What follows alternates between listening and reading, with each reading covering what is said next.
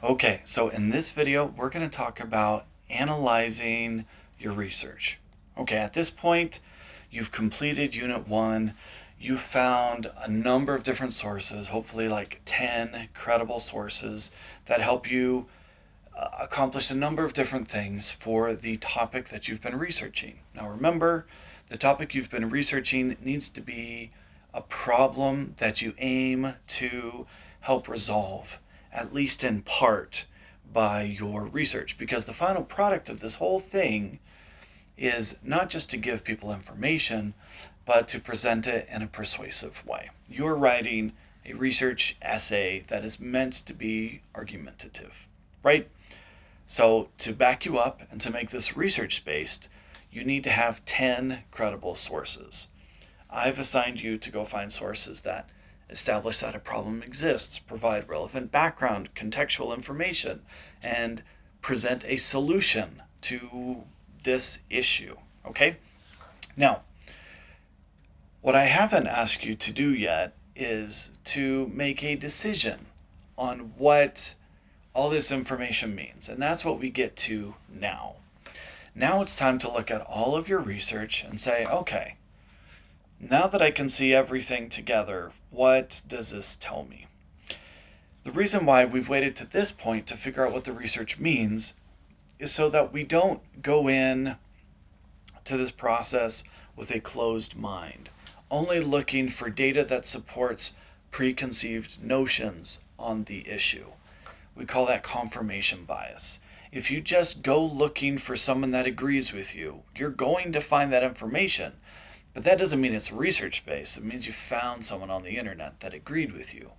What you want is to go find high quality, credible sources, look at all the data, both information that agrees with you and disagrees with you, and then evaluate and make a judgment call on what the best answer or path forward is based on what the research says, not just based on how you felt before you even started the process.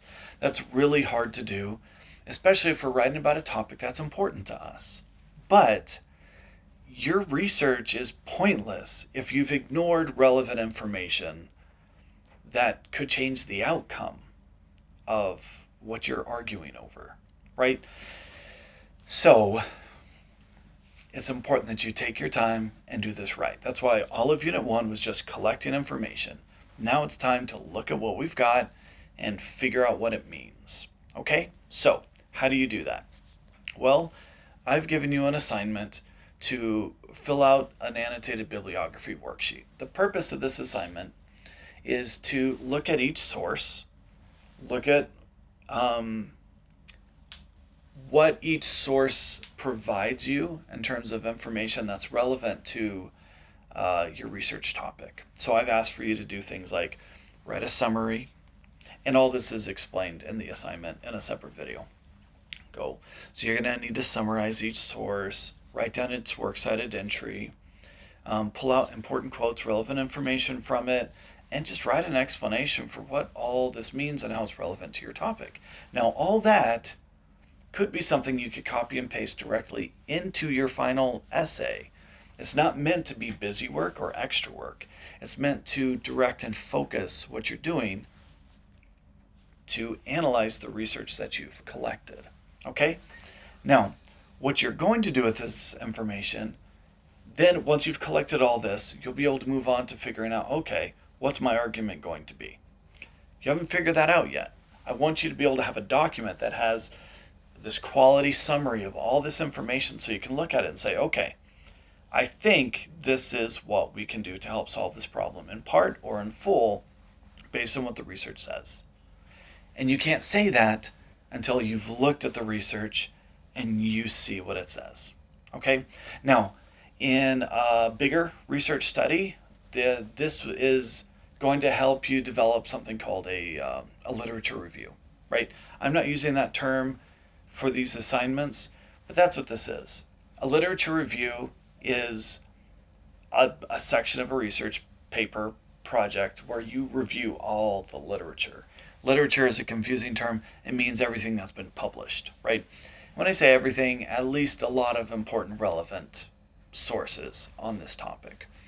So when I wrote my dissertation, my literature review section, which is the second chapter of my dissertation, was like 40 pages long. Had a ton of sources, I don't even remember how many they were, on a bunch of different topics that were relevant to what we were researching. I say we, it was me. What I was researching at the time. Okay, you have gone through and you've collected a bunch of information. Now you're looking at it, but you're going to be using it in an argumentative essay. So you're going to be sharing that information throughout it as it's relevant to help make your argument. We'll talk about the structure of the essay in a few videos. But for now, I just want you to take some time, keep an open mind, fill out the worksheet, and see what your research says. Now, don't try to take any shortcuts on this, because ultimately, this can save you a lot of time down the road. When you write out your summaries for each of these sources, make sure they're in your words. If you need to cite something, cite it appropriately so that you can copy and paste it into the final product. If you're trying to make a shortcut, you're going to have to redo some work later. And there's no need for that, right?